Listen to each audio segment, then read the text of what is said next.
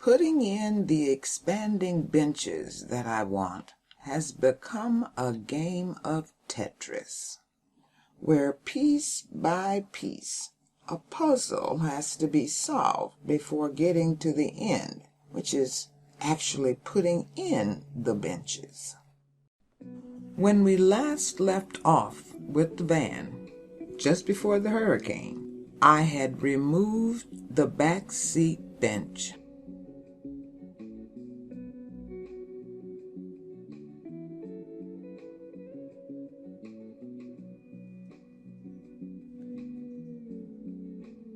And then discovered I needed to cover the bolt holes that held the bench in place.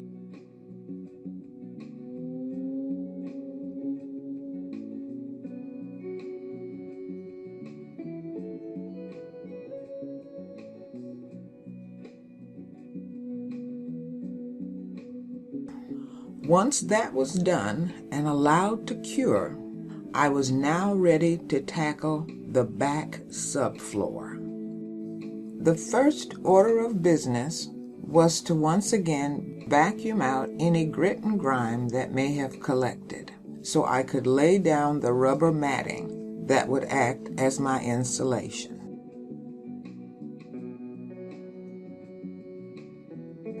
I did freehand cutting to contour the matting and cover any bare spots.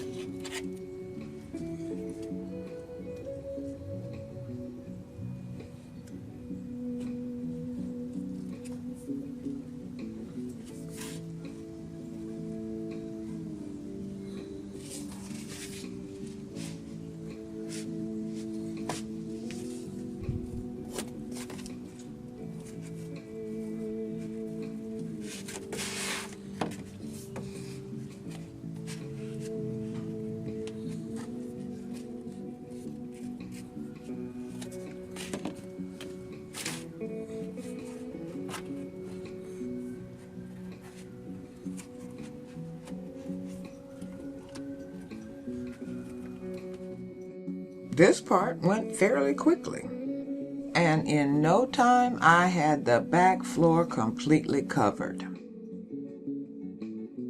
But now we entered deeper waters.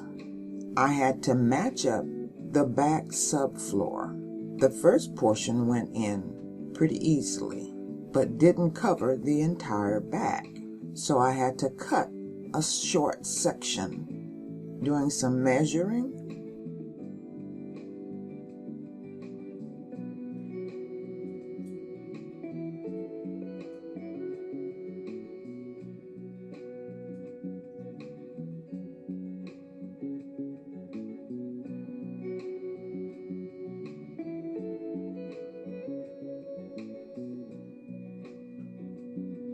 and then some on-the-fly jigsaw cutting.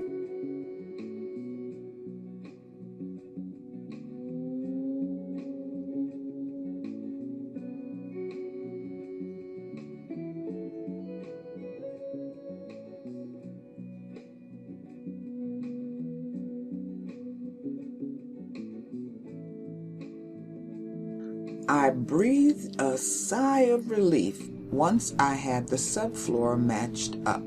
And then I had to take it out in order to put in the anchoring strips that would hold the subfloor in place. At this point, I made an executive decision. Because most of this portion was going to be underneath the benches, I didn't need to put in as many strips as I did for the front. So basically, only 3 strips would be required and would save a lot of time. That decision really paid off because all I had to do now was pre-drill my anchor holes and then anchor the subfloor to the van. But the subfloor was not done with me yet. There was still a side section that needed strip support and contouring before I could say that the job was done.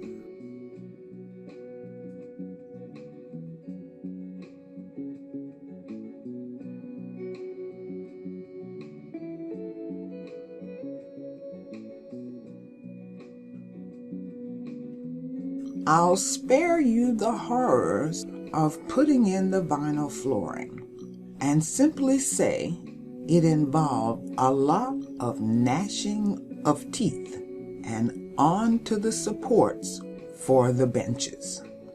The bench supports were supposed to be easy, considering that I'd learned from the problems I had in the front, but they were anything but.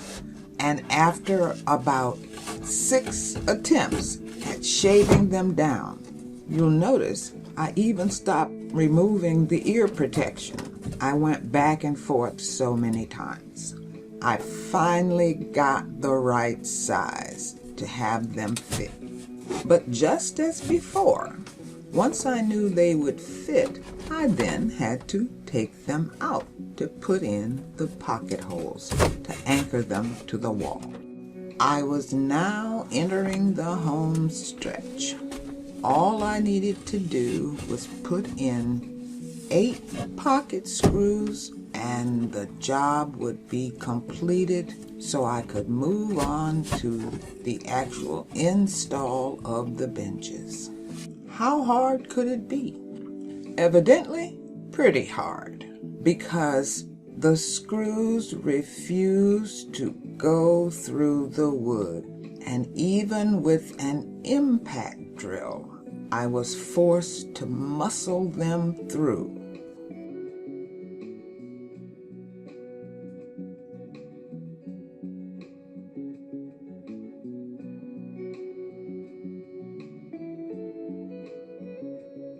I got both sides done, but there was a price to be paid for using this tactic.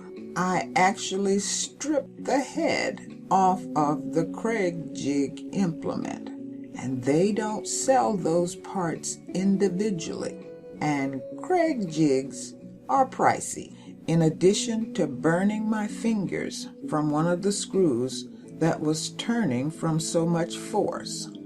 But did I mention I got it done?